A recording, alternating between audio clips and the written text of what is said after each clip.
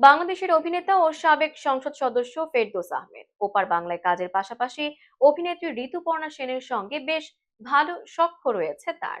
তাদের বন্ধুত্বের কথা কম বেশি সবারই জানা। দুজনের বাড়িতেই যাতায়াত রয়েছে তাদের।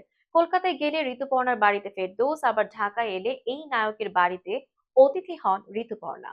গত 5 আগস্ট বৈষম্য বিরোধী ছাত্র জনতার আন্দোলনে শেখ হাসিনার সরকার পদত্যাগ করার পর থেকে কোথাও দেখা যায়নি ফেরদৌসকে। এমনকি সামাজিক যোগাযোগ মাধ্যমেও সরব নন তিনি। এদিকে হঠাৎ গত দুদিন ধরে নেট দুনিয়ায় চর্চিত হচ্ছে বন্ধু ঋতুপর্ণার কলকাতার বাড়িতেই নাকি আশ্রয় নিয়েছেন ফেরদৌস। তবে গত 17 আগস্ট দেশের একটি গণমাধ্যমে খবরটি সম্পূর্ণ ভুয়া বলে জানিয়েছেন ঋতুপর্ণা।